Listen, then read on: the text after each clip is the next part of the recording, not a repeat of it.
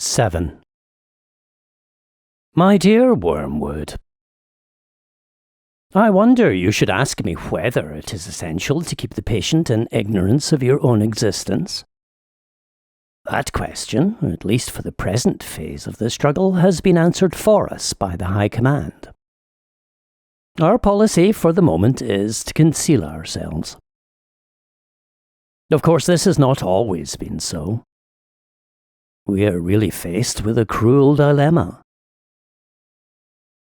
When the humans disbelieve in our existence, we lose all the pleasing results of direct terrorism, and we make no magicians. On the other hand, when they believe in us, we cannot make them materialists and skeptics. At least not yet.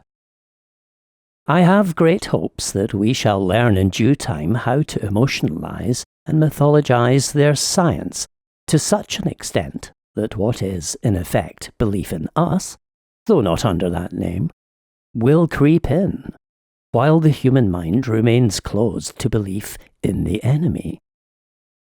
The life force, the worship of sex, and some aspects of psychoanalysis may here prove useful.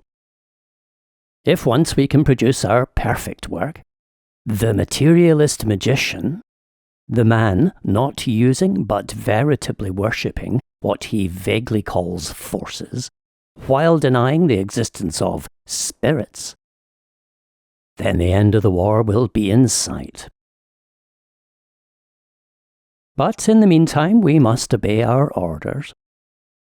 I do not think you will have much difficulty in keeping the patient in the dark. The fact that devils are predominantly comic figures in the modern imagination will help you. If any faint suspicion of your existence begins to arise in his mind, suggest to him a picture of something in red tights, and persuade him that since he cannot believe in that, it is an old textbook method of confusing them, he therefore cannot believe in you. I had not forgotten my promise to consider whether we should make the patient an extreme patriot or an extreme pacifist. All extremes, except extreme devotion to the enemy, are to be encouraged. Not always, of course, but at this period.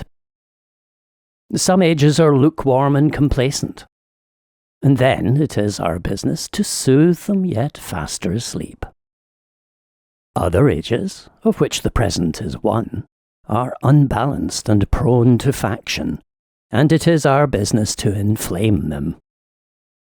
Any small coterie, bound together by some interest which other men dislike or ignore, tends to develop inside itself a hothouse mutual admiration, and towards the outer world a great deal of pride and hatred, which is entertained without shame, because the cause is its sponsor, and it is thought to be impersonal.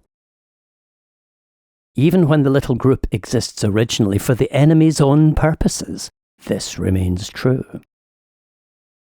We want the church to be small, not only that fewer men may know the enemy, but also that those who do may acquire the uneasy intensity and the defensive self-righteousness of a secret society, or a clique.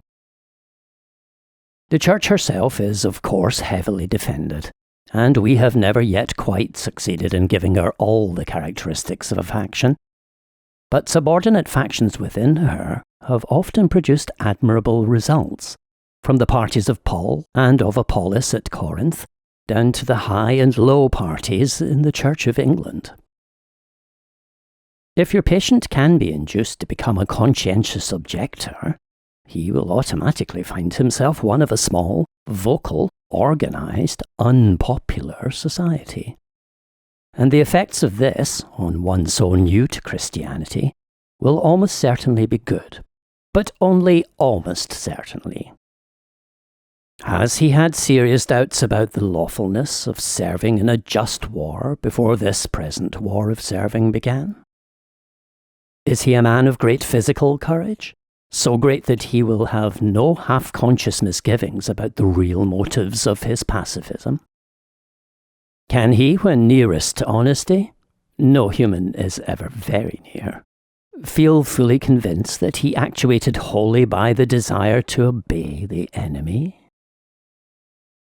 If he is that sort of man, his pacifism will probably not do us much good, and the enemy will probably protect him from the usual consequences of belonging to a sect. Your best plan in that case would be to attempt a sudden, confused, emotional crisis, from which he might emerge as an uneasy convert to patriotism. Such things can often be managed. But if he is the man I take him to be, try pacifism. Whichever he adopts, your main task will be the same. Let him begin by treating the patriotism, or the pacifism, as part of his religion.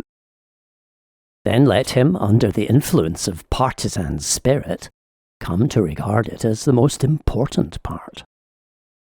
Then, quietly and gradually nurse him onto the stage at which the religion becomes merely part of the cause, in which Christianity is valued chiefly because of the excellent arguments it can produce in favour of the British war effort, or of pacifism.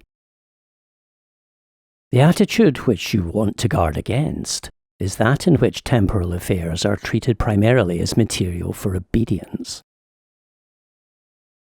Once you have made the world an end, and faith the means, you have almost won your man, and it makes very little difference what kind of worldly end he is pursuing.